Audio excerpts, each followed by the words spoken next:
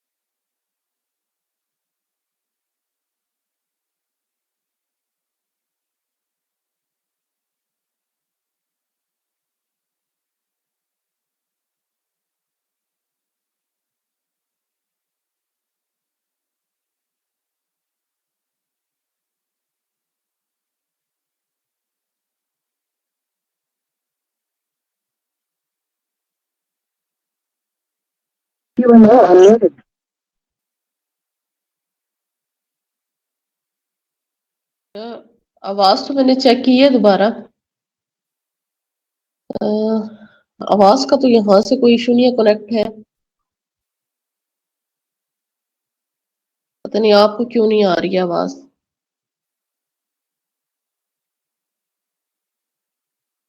अच्छा, ठीक है। अच्छा, पहले शायद वो कुछ कनेक्शन लॉस्ट हो गया था जिसकी वजह से जो है ना वो शो तो हो रहा था लेकिन आवाज मेरी जो है वो नहीं जा पा रही थी। अच्छा, तो कल जो हमने डिफरेंट मेजर्स किए थे उसके बाद आज का जो आज हम जहाँ से स्टार्ट करेंगे वो हमारा जो है वो नेक्स्ट वॉइस की डिस्टरबेंस की वजह है कि बाहर ये थोड़ा सा जो है फर्नीचर वो आगे पीछे कर रहे हैं, तो इस वजह से वो शायद आपको बीच में जो है वो।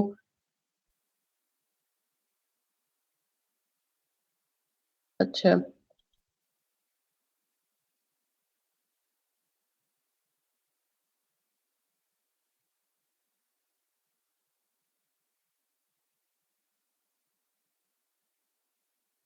हम आ जाते हैं नेक्स्ट जो हमारी स्लाइड है।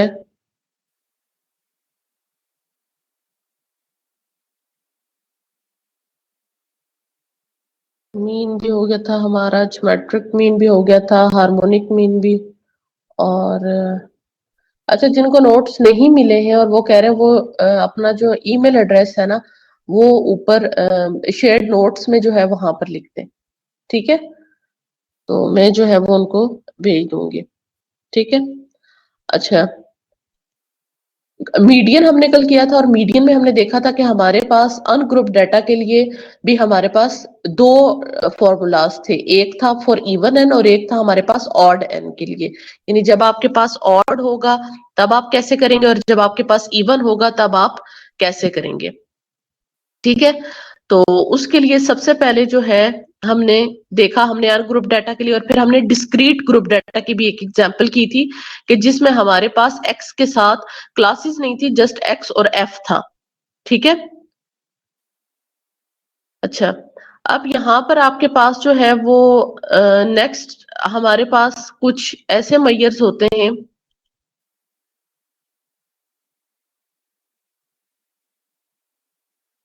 ठीक है, जैसे ही आपको नजर आ रहा होगा स्क्रीन पर क्वार्टाइल्स। ठीक है। अब कल मैंने आपको बताया था कि जो हमारे पास मीडियन होता है, ठीक है, वो हमारे पास डाटा को टू इक्वल पार्ट्स में डिवाइड करता है। यानी मीडियन एक ऐसी वैल्यू होती है जब हम वो कैलकुलेट करते हो तो उससे 50% अबव और 50% बिलो हमारा जो डाटा है वो लाई कर रहा होता है। ठीक है, तो इसी तरीके से यहाँ पर जो हमारे पास।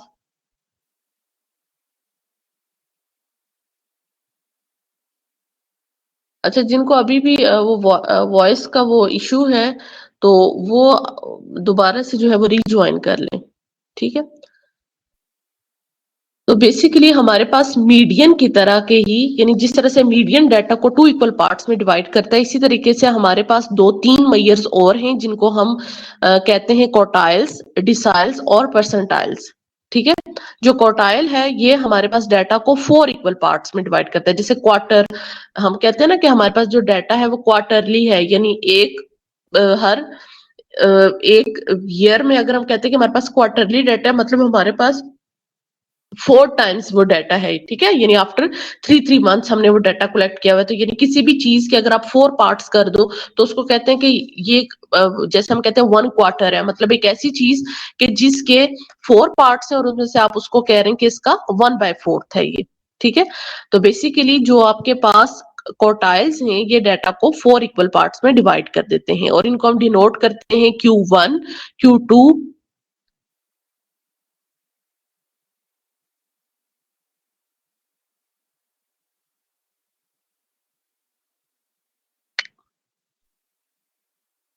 अच्छा, अभी आप देखें, अभी आपको वॉइस क्लियर आ रही है।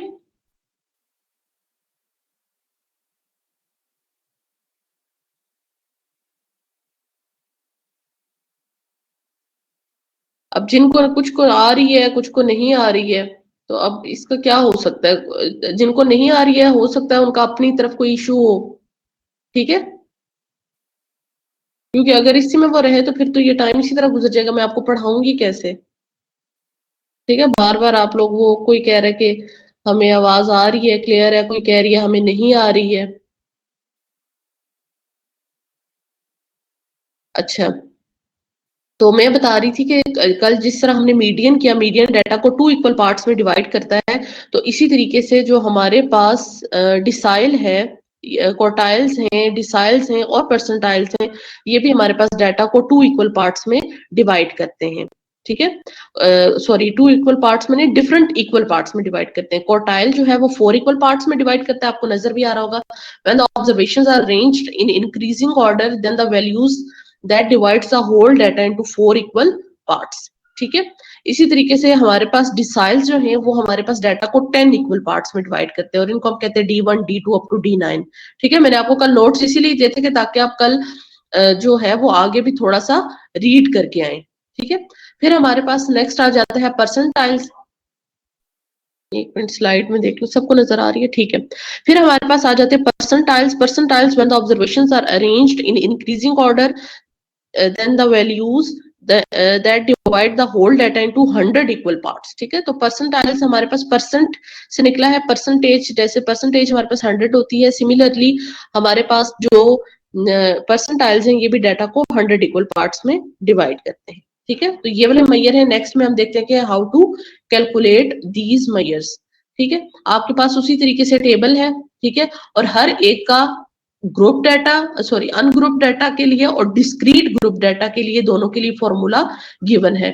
और फिर हम इनको, इसके बाद नेक्स्ट जो हमारा टेबल होगा उसमें हम इन तीनों को देखेंगे कि how to calculate these quartiles, deciles and percentiles with group data. ठीक है, कि ग्रुप डाटा में हम इनको कैसे कैलकुलेट करेंगे।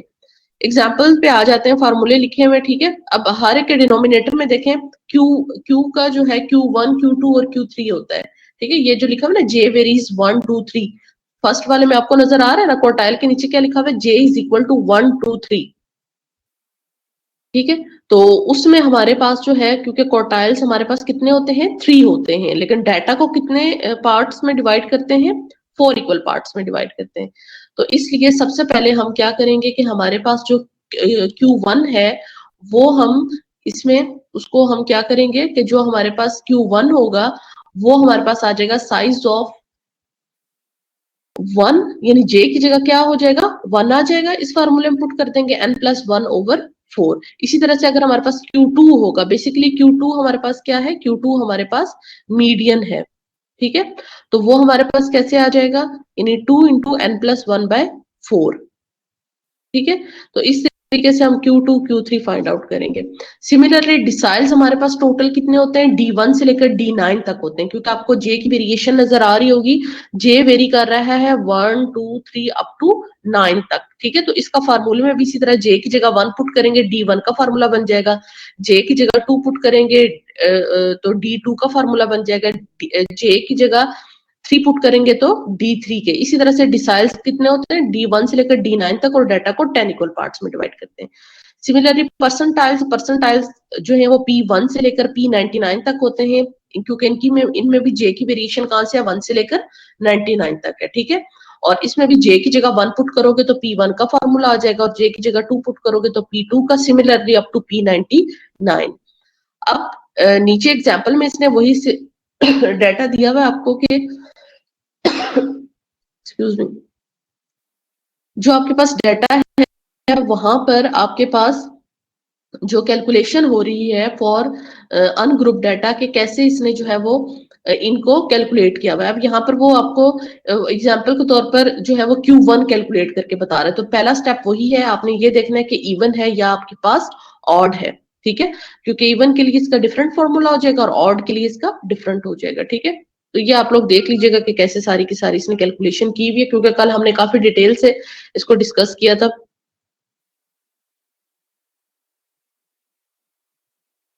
सिंपल है, ये बिल्कुल उसी मेथड से है जिस मेथड से मैंने आपको कल मीडियन करवाया था। ठीक है ना, सारा का सारा ये बिल्कुल वही सिमिलरिटी, क्वार्टाइल्स का, डिसाइल्स का, परसेंटाइल्स का, बिल्कुल सेम उसी पैटर्न पे आपने करना है। उसी तरह से आपको क्लास बाउंड्रीज चाहिए होंगी, क्यूमुलेटिव फ्रीक्वेंसी चाहिए होगी। फिर जब आप 3n/4 करके उसको कैलकुलेट करेंगे, उसको क्यूमुलेटिव के टेबल में देखेंगे। ठीक है, तो सारा ये आपको उसी तरीके से जो है वो आपने करना होगा।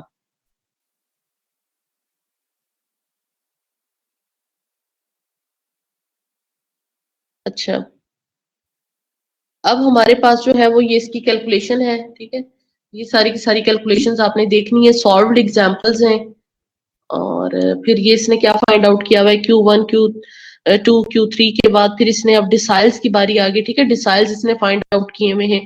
डिसाइल्स भी उसी तरीके से वही वाला फार्मूला जो पीछे टेबल में मैंने बताया। देखिए बेसिकली इसमें आपने पहले फार्मूला याद करना है, फिर जब आप कैलकुलेशन खुद करेंगे इसको, ठीक है, तब आपको अच्छे तरीके से इसकी अंडरस्टैंडिंग होगी और फिर प्रैक्टिस से ही आप लोग जो है वो याद रख सकेंगे कि फार्मूला ये है और इस फार्मूले में हमने क्या क्या जो है वो कैलकुलेट करना है, क्या चीज चाहिए। बेसिक एक चीज मैंने आपको बता दी थी कि आपको जो है वो क्यूमुलेटिव फ्रीक्वेंसी और क्लास बाउंड्रीज लाजमी चाहिए होती हैं। यानी जब आप कैलकुलेट करते हो मीडियन, क्वार्टाइल्स और डिसाइल्स और परसेंटाइल्स जब कैलकुलेट करते हो तो इनके लिए आपको क्यूमुलेटिव फ्रीक्वेंसी, अगर फ्रीक्वेंसी गिवन है तो क्यूमुलेटिव फ्रीक्वेंसी ग्रुप डाटा की बात कर रही हूँ, और क्लासेस गिवन है तो क्लास बाउंड्रीज ये मस्ट आपने कैलकुलेट करनी है, ठीक है। लास्ट जो हमारा मैयर आ जाता है, ये सारे अब आप लोग देख लीजिएगा, ठीक है, सारी कैलकुलेशंस इनको देख लीजिएगा। देन इसने ग्रुप डाटा के लिए भी ये सारी एग्जांपल्स जो हैं वो की हुई हैं। नेक्स्ट जो हमारे पास स्लाइड है,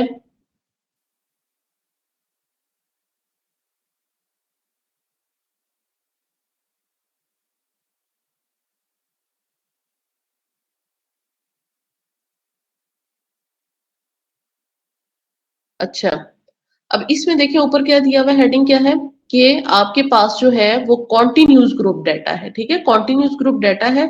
और उसके लिए ग्रुप डाटा के लिए जो है वो क्या क्या फॉर्मूलाज आपको गिवन है, ठीक है। क्वार्टाइल आपके पास क्या है, डिसाइल आपके पास क्या है और परसेंटाइल क्या है, ठीक है। ये सारा का सारा तो ये बिल्कुल सिमिलरली जैसे आपने जो आप उसको कैलकुलेट करके निकालते थे उस मीडियन को, सेम उसी तरीके से आपने निकालना है। बस इसके फॉर्मूले में थोड़ा थोड़ा डिफरेंस है। क्या डिफरेंस है, मीडियन में यहाँ पर n/2 आता था, ऐसा ही है, तो यहाँ पर क्वार्टाइल्स में 4 आ जाएगा। डिसाइल्स के चूंकि 10 पार्ट्स होते हैं 10 आ जाएगा। परसेंटाइल्स में चूंकि 100 पार्ट्स होते हैं तो नीचे 100 आ जाएगा, ठीक है। नेक्स्ट फर्दर इसकी एग्जांपल्स हैं।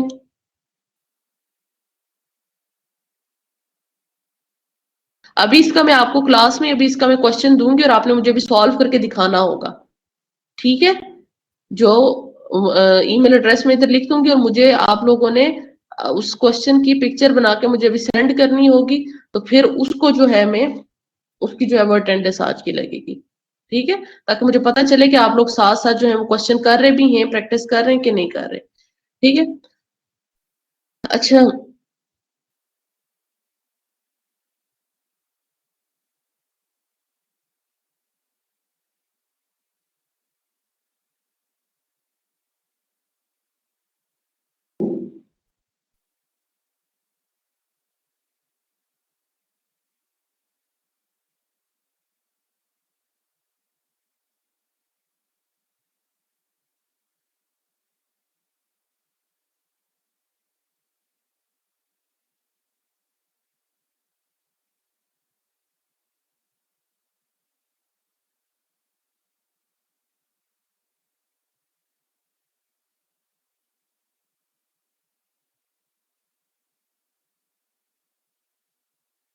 अच्छा, अब नेक्स्ट यहाँ पर एक बहुत इंपॉर्टेंट चीज जो है, मोस्टली आपको जो है वो पेपर में क्वेश्चन आ भी सकता है कि ये जो सारा हमने काम किया है, क्या जरूरत है हमें इतनी एवरेजेस पढ़ने की। मतलब हमने मीन देखा, मीन के हमने डिफरेंट जो है वो फॉर्मूले देखे, डायरेक्ट मेथड देखा, शॉर्टकट मेथड देखा, स्टेप डेविएशन मेथड देखा जो यू वाला था, ठीक है। फिर हमने मीडियन कैलकुलेट किया, फिर हमने अभी देखा क्वार्टाइल्स कैसे कैलकुलेट होंगे, डिसाइल्स परसेंटाइल्स कैसे कैलकुलेट होंगे, ज्योमेट्रिक मीन, हार्मोनिक मीन, ये सारी की सारी जो है हमारे पास क्या है, एवरेजेस है, ठीक है। कि ये सारे के सारे हमने एवरेजेस क्यों कैलकुलेट की हैं, ठीक है। अच्छा, एक अभी एवरेज रह गई है, वो यहाँ पर मिस हो गई है, मैं एक मिनट चेक कर लूं। मॉड, मॉड अभी मैंने आपको नहीं करवाया ना, हाँ मॉड नहीं करवाया, ठीक है। आगे आ गया, नेक्स्ट स्लाइड में जो है वो मॉड है, ठीक है। मैं वही कह रही हूँ कि एक जो है वो आपको मैंने एवरेज अभी नहीं करवाई है, मॉड कर लेते हैं। ये आ गया, वैसे ये पहले होना चाहिए।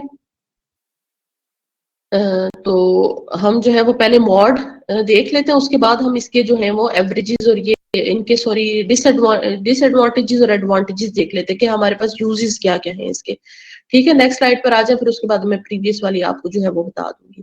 बेसिकली मॉड का मतलब ये होता है, ये बहुत इजी है। ठीक है, इसके ग्रुप अनग्रुप डाटा के लिए मॉड बहुत इजी है कैलकुलेट करना, और जो ग्रुप डाटा है उसके लिए फॉर्मूला है। यानी मॉड जो है वो अनग्रुप डाटा के लिए कैसे फाइंड आउट करेंगे कि आपके पास जो भी आपके पास डाटा गिवन होगा उसमें जो मोस्ट फ्रिक्वेंट वैल्यू होगी वो आपके पास क्या कहलाएगी, वो आपके पास कहलाएगी मॉड। ठीक है, यानी आपके डाटा में जो मोस्ट रिपीटेड वैल्यू होगी, मोस्ट फ्रिक्वेंटली जो वैल्यू रिपीट हुई होगी, वो आपका जो है वो मॉड होगी। ठीक है, लिखा हुआ भी है मॉड कि अगर हम डेफिनेशन देखें तो मॉड क्या है, a value that occurs most frequently in a data, it is called mod. ठीक है, लिखी हुई है ना, mod in case of one group data, सबको नजर आ रही है स्लाइड पे। तो ऐसी वैल्यू जो आपके डाटा में बहुत ज्यादा दफा रिपीट हुई हो। ठीक है, अच्छा अब कुछ हमारे पास जो डिस्ट्रीब्यूशन होती हैं उनको हम कब कहते हैं, यूनी मॉडल। ठीक है, ये आपको नजर आ रहे हैं ना, ये जो 3 पॉइंट से डॉट्स में लिखे हुए। ठीक है, क्या लिखा हुआ है, the data having one mod is called a unimodal distribution. The data having two mods is called bimodal distributions. यानी कुछ ऐसी डिस्ट्रीब्यूशंस होती हैं कि जिनमें हमारे पास एक ही मॉड होता है, तो उनको हम कहते हैं यूनिमॉडल डिस्ट्रीब्यूशंस। ठीक है, और कुछ ऐसी डिस्ट्रीब्यूशंस होती हैं कि जिनमें हमारे पास दो मॉड होते हैं, उनको हम कहते हैं बाय मॉडल। हो सकता है ना ऐसा, यानी आपके पास एक ऐसा डाटा है जिसमें आपने जब मॉड फाइंड आउट किया है तो आपके पास एक ही मॉड आए। ठीक है, तो इट मींस कि वो आपका क्या होगा, वो आपका हो जाएगा ये यूनी मॉडल होगा। ठीक है, लेकिन बाज़ औक़ात डाटा में दो वैल्यूज हैं जो equal number of times repeat हुई हो।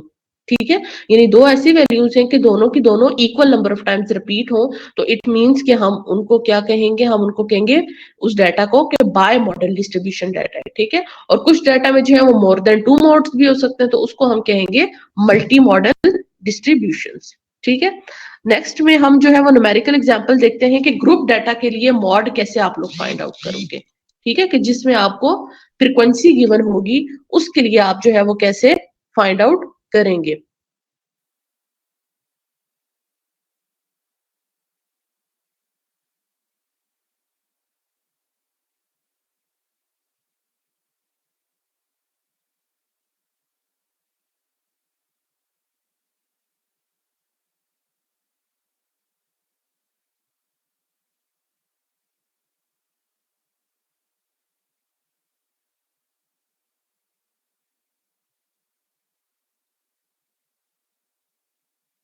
अच्छा, इसमें जो है हमारे पास इस एग्जांपल में देखें, जो पहले वाली एग्जांपल है, आपको सबसे पहले जो एग्जांपल है वो अनग्रुप डाटा के लिए। डाटा क्या है, देखे समझ आ रही है सबको, अनग्रुप डाटा की जो सबसे ऊपर एग्जांपल है।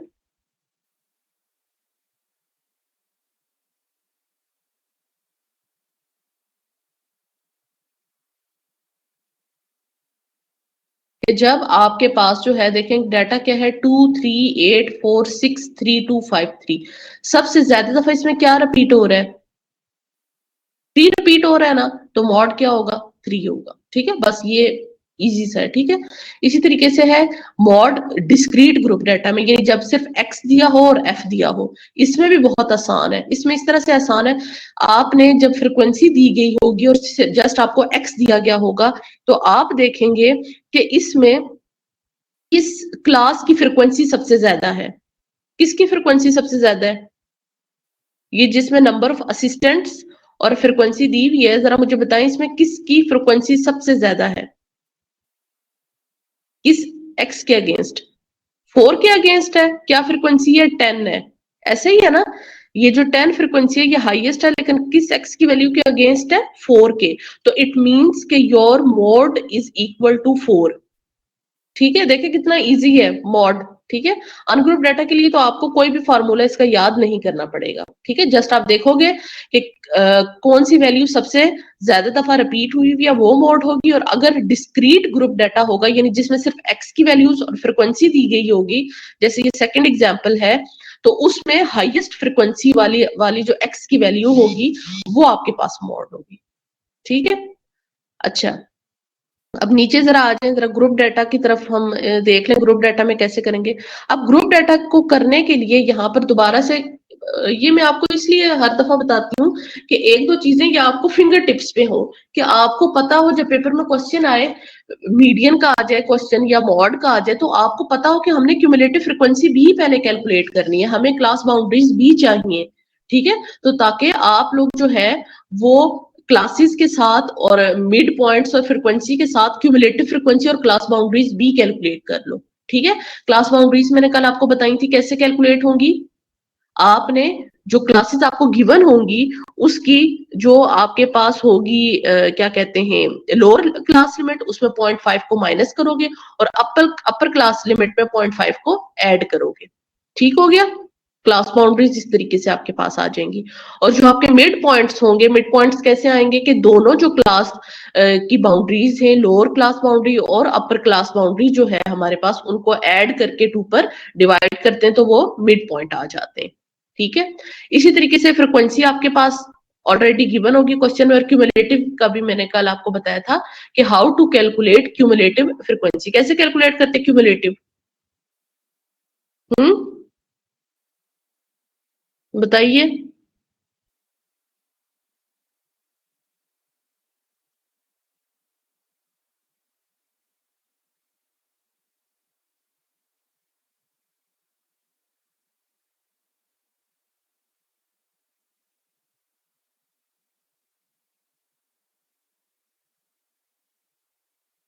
अच्छा,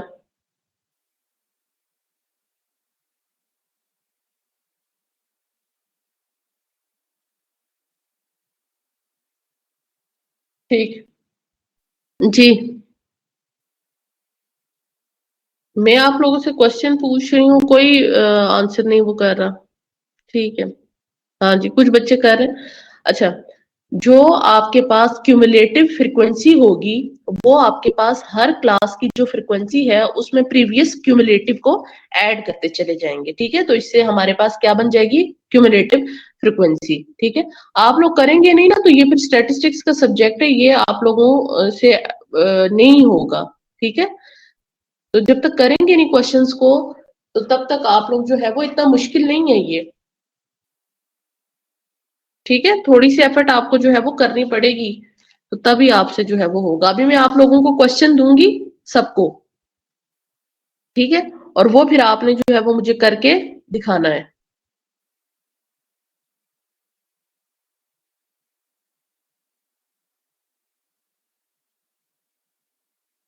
अच्छा, अब देख लेते हैं क्वेश्चन, अभी मैं दूंगी आपको। ठीक है, अच्छा अब देख लेते हैं, हम ये एग्जांपल देख लेते हैं, फिर उसके बाद मैं क्वेश्चन आपको देती हूँ। हमारे पास जो मॉड है, मॉड का ये फार्मूला होगा। पहले तो मॉड का फार्मूला देख लें, l is equal sorry mode is equal to l plus f m minus f one. ठीक है, over f m minus f one over f m minus f one plus f m minus f two multiply h. ये formula. अब इसमें L क्या है, F M क्या है, F one क्या है, तो उसको इस तरह से देखेंगे कि सबसे पहले आप ये देखोगे कि किस क्लास की जो फ्रिक्वेंसी है वो सबसे ज्यादा है। ठीक है, मॉड कैलकुलेट करने में क्या देखोगे, सबसे पहले किस क्लास की फ्रिक्वेंसी सबसे ज्यादा, तो वो कौन सी क्लास है जहां पर ये 304 फ्रिक्वेंसी आ रही है, यही है। तो इसकी ये जो है ये आपकी मॉडल क्लास होगी, इसको क्या कहेंगे, मॉडल क्लास। जी, सबसे पहले आप मॉडल क्लास फाइंड आउट करोगे। कैसे फाइंड आउट करोगे, आप ये देखोगे कि किस क्लास की फ्रिक्वेंसी सबसे ज्यादा हाईएस्ट है, तो वो हमारे पास 304 की फ्रिक्वेंसी सबसे ज्यादा हाईएस्ट है। ठीक, अब ये आपके पास पूरी की पूरी क्या आ गई, मॉडल क्लास। ठीक है,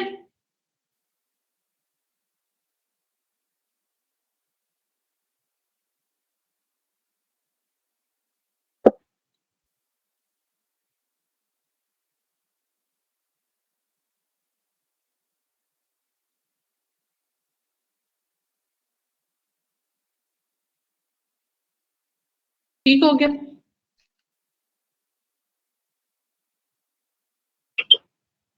तो ये आपके पास जो है वो मॉडल क्लास आ गई। कैसे आ गई, कि आपने हाईएस्ट फ्रिक्वेंसी की देखी कि वो मॉडल क्लास क्या है हमारे पास, ठीक है। अब यहां से आपने देखना है कि आपके पास एफ एम क्या है, एफ वन क्या है, और आपके पास जो है वो एल और एच क्या है। एच मैंने आपको कल बताया था, एच की याद है, एच क्या है हमारे पास, और एल इसी मॉडल क्लास की जो आपके पास होगी लोअर क्लास लिमिट, ठीक है, जो लोअर क्लास बाउंड्री होगी इसी मॉडल क्लास की, वो आपके पास एल कहलाएगी, ठीक है। फिर आ जाते हैं एफ एम। एफ एम का मतलब ये है कि इसी क्लास की जो फ्रिक्वेंसी होगी वो एफ एम कहलाएगी, ठीक हो गया।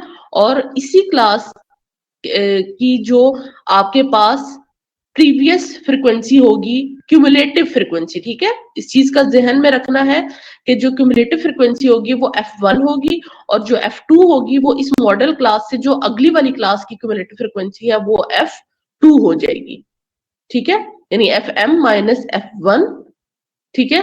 और आपके पास जो F1 है वो आपके यहाँ कोई हीटर तो नहीं बिजली वाला? नहीं, अगर है तो फिलहाल इसको बंद करो। नहीं।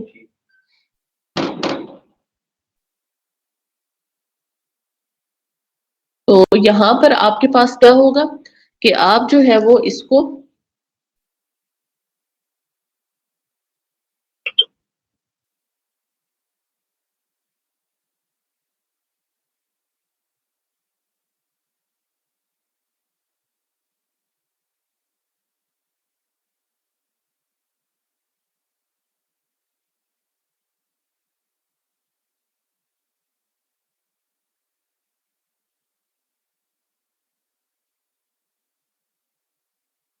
जी, फ्रीक्वेंसी तो आपको गिवन होगी ना, ठीक है, फ्रीक्वेंसी आपको गिवन होगी।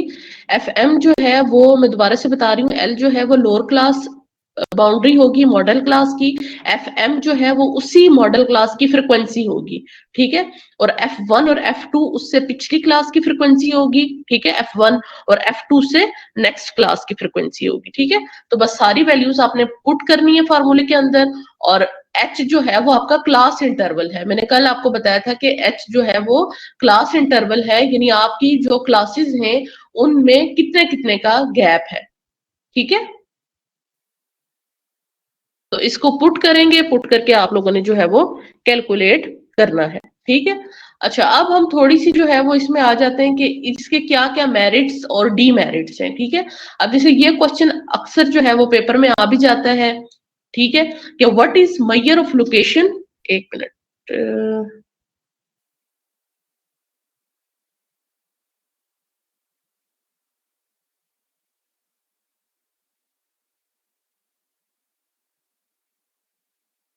अच्छा,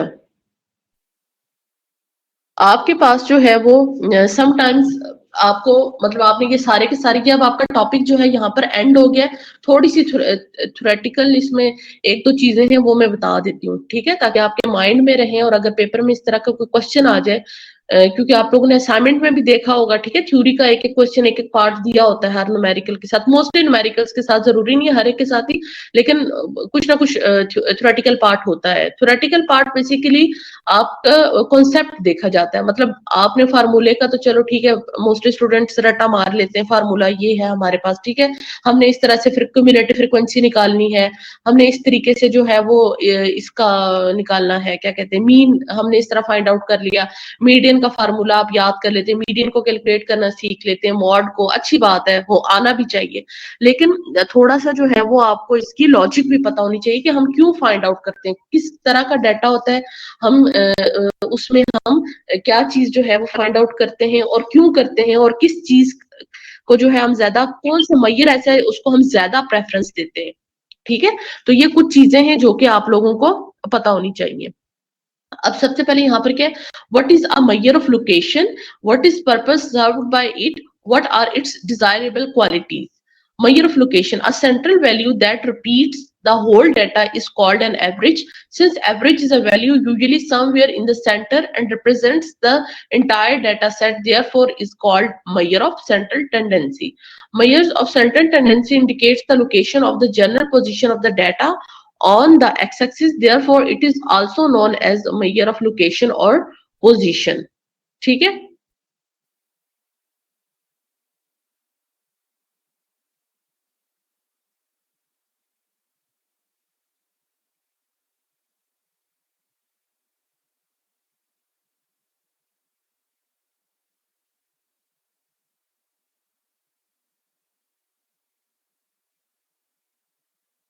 अच्छा, अब हमारे पास क्या पर्पस है, किसके लिए ये सर्व्ड होता है और हम इसको जो है वो कहाँ-कहाँ पर हम यूज़ करते हैं,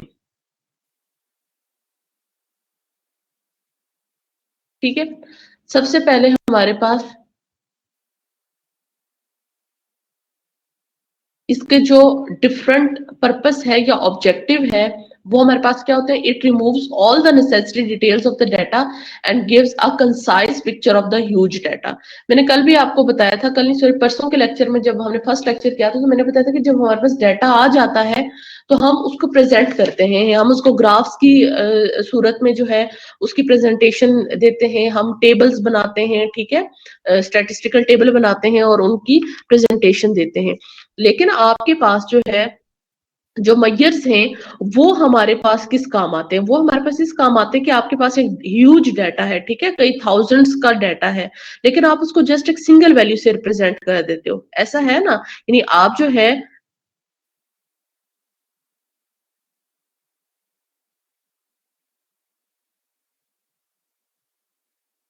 आपके पास जो है जो भी आपके पास मैयर है, मीन हो गया, आपके पास मीडियन हो गया, मॉड हो गया, ये सारे के सारे जो मैयर्स हैं आपके पास, वहां पर आप जो है उनकी जो पर्पस है, उनका जो ऑब्जेक्टिव है वो ये है कि ये इतने ह्यूज डाटा के लिए हम एक सिंगल वैल्यू प्रोवाइड करते हैं कि हम उस सिंगल वैल्यू के जरिए जो है वो अपने पूरे डाटा को रिप्रेजेंट कर देते हैं, ठीक है। फिर हमारे पास क्या है कि जो डिफरेंट कंपैरिजंस होते हैं, ठीक है, जो डिफरेंट कंपैरिजंस होते हैं उनके लिए भी हमारे पास डाटा जो है वो क्या होता है, अच्छा होता है, ठीक है। उनके लिए भी हम इन मैयर्स को यूज कर सकते हैं। मतलब दो तरह का आपके पास डाटा है, एक आपके पास अगर इस्लामाबाद का डाटा है, एक आपके पास लाहौर का डाटा है, तो आप उनका जो कंपैरिजन करना चाहते हैं उनमें से फॉर एग्जांपल आपने अगर लिटरेसी रेट फाइंड आउट किया हुआ है, ठीक है, कोई भी चीज आपके पास किसी भी किस्म का डाटा आपके पास पड़ा हुआ है, तो अगर आप उनका कंपैरिजन करना चाहते हैं तो आप जो लाहौर का डाटा है उसका भी मीन फाइंड आउट करोगे, जो इस्लामाबाद का डाटा है उसका भी मीन फाइंड आउट करोगे और फिर आप जो है उन दोनों का कंपैरिजन कर लोगे, ठीक है। जो भी आपको गिवन प्रॉब्लम है, यानी for comparison purpose you can use different measures of central tendency, ठीक है। अच्छा,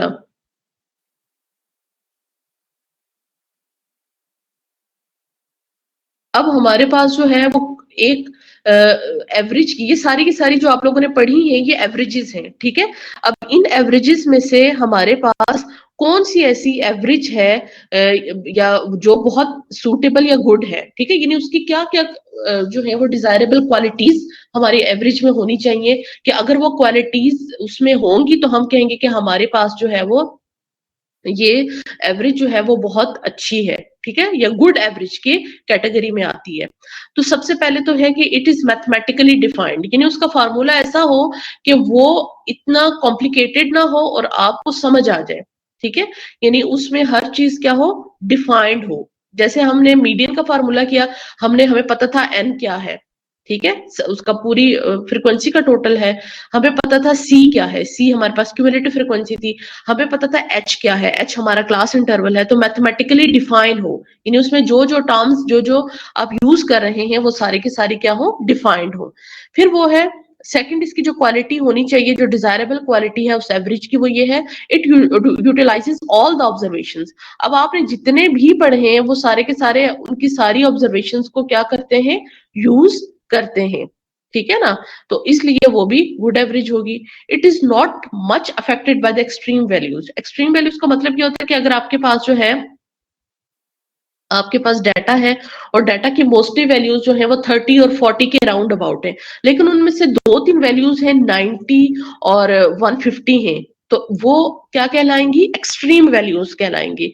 यानी आपका जो डाटा है, एक्सट्रीम वैल्यूज का इस तरह से कॉन्सेप्ट समझ लें कि सब आपकी पूरी क्लास के बच्चों सबका पेपर हुआ है स्टैटिस्टिक्स का, ठीक है, और सिर्फ जो है बाकी सब बच्चों का पेपर जो है वो बहुत गंदा हुआ है, नहीं अच्छा हुआ, ठीक है, लेकिन दो स्टूडेंट्स ऐसे हैं कि उनका पेपर बहुत अच्छा हुआ है, उनके 90 प्लस में मार्क्स आए, तो इट मींस कि वो दो स्टूडेंट्स होंगे वो एक्सट्रीम उनके जो मार्क्स होंगे वो एक्सट्रीम वैल्यूज को रिप्रेजेंट करेंगे, ठीक है, यानी एक्सट्रीम वैल्यू वो होती है जो बाकी डाटा के वैल्यूज के पैटर्न से हट के हो, ठीक है, यानी डाटा की अगर मोस्टली वैल्यूज जो है वो एक दूसरे के करीब करीब होती हैं, आसपास होती हैं, लेकिन कुछ वैल्यूज जो है वो उस पैटर्न उस बिहेवियर से बाहर निकल के बहुत बड़ी हो या बहुत छोटी हो, दोनों केसेस में ये जरूरी नहीं कि सिर्फ जो बड़ी वैल्यू होगी बाकी सारे डाटा से, तो वो आपके पास जो है वो वैल्यू एक्सट्रीम वैल्यू होगी। ठीक है। अच्छा, फिर आपके पास क्या है कि फर्दर उस पर अलजेब्रिक ट्रीटमेंट हो। ठीक है। और वो सैम्पलिंग की डिफरेंट जो फ्लक्चुएशंस हैं उनसे अफेक्ट ना हो। ठीक है। तो इस तरह से हमारे पास जो है वो एवरेज की ये डिजायरेबल क्वालिटीज आ जाती हैं। ठीक है। अच्छा, पीछे एक और चीज रह गई थी, वो भी मैं आपको बताऊं, फिर मैं आपको क्वेश्चन देती हूँ। ये बहुत जो है वो अच्छी चीज है, स्लाइड 22 पे।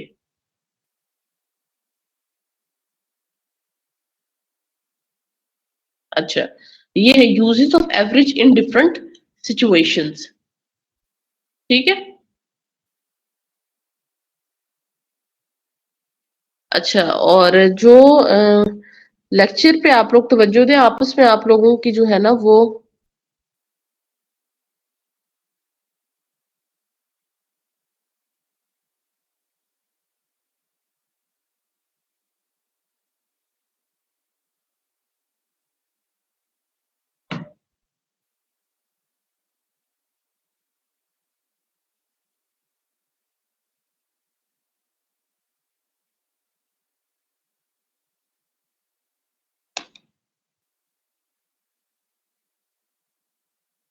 अच्छा मैं आपको जो है वो एक क्वेश्चन दे रही हूँ। ठीक है। आप लोग जो है वो क्वेश्चन करें, और करके तो मुझे जल्दी से ईमेल करें। ठीक है सारे स्टूडेंट्स। एक मिनट वेट करें, मैं क्वेश्चन देती हूँ।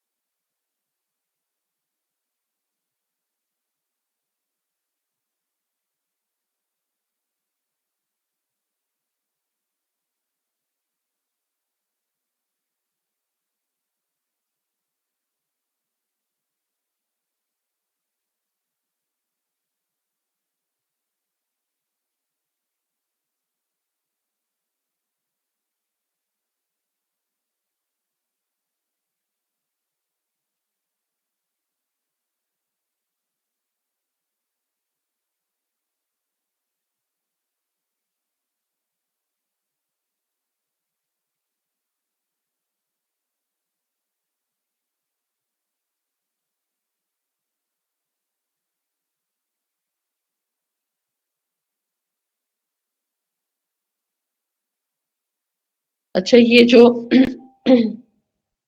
यहाँ पर आपको क्वेश्चन नजर आ रहे हैं ना, जो आपके पास है एग्जाम्पल, ये आप मुझे अभी जो है इसमें आप लोग यहाँ पर फाइंड आउट क्या किया हुआ है, थर्ड क्वार्टाइल फाइंड आउट किया हुआ है, फोर्थ और एट डिसाइल है। आपने यहाँ पर फर्स्ट क्वार्टाइल, ठीक है, और आपने यहाँ पर जो है वो फिफ्थ डिसाइल फाइंड आउट करके मुझे दिखाना है। ठीक है, अभी ये जो एग्जाम्पल है, ठीक है, सामने आपको नजर आ रही है, थर्ड क्वार्टाइल की जगह आपने फर्स्ट क्वार्टाइल फाइंड आउट करना है। ठीक है, और फिर आपने जो है वो इसका थर्ड क्या कहते हैं, फिफ्थ डिसाइल फाइंड आउट करना है। ठीक है,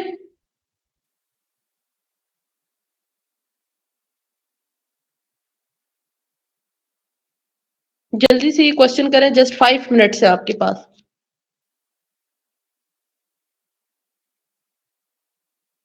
आपको नजर आ रहे हैं ना क्वेश्चन अपनी स्क्रीन पे? ठीक है, तो जी जी, जी बिल्कुल।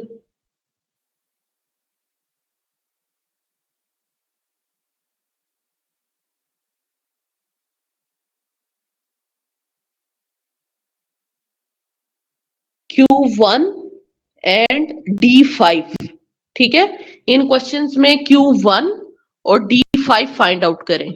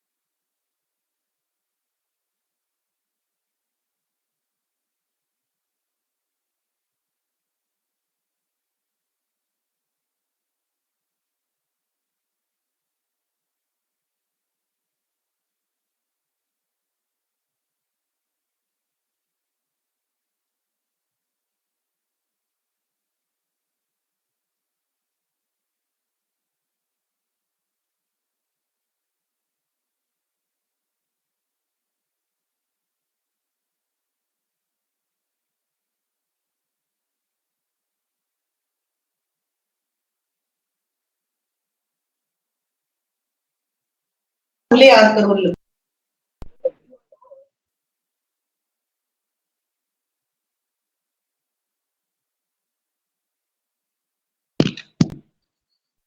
मुझे याद करूंगी, तुम्हें सारी एग्जाम्पल्स नहीं आ जानी करने के लिए, एग्जाम्पल आ भी रही तो हमसे कोई नहीं होगी। तो मुझे याद कर लो जो हम लिख सकें। कितने पेजेस हैं ये? 10-12 तो होंगे। चलो पेज दे देंगे हम फिर। यार एक रिम रख लो ऑफिस में। क्या रखो? रिम। तो कॉपी निकलवानी हो तो वो खाने से निकाल दिया करें, कार्टिज का कितना मसला नहीं होता। ये क्या है? एजेस है, ये रिजिट का ना समेशन। ये इसका तो प्रिंट नहीं सही निकलेगा।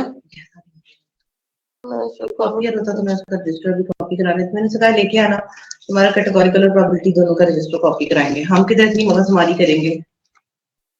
तुमने अगर नोट्स इन लोगों से टाइम पे लिए होते ना तो हम सारा तैयारी कर चुके होते।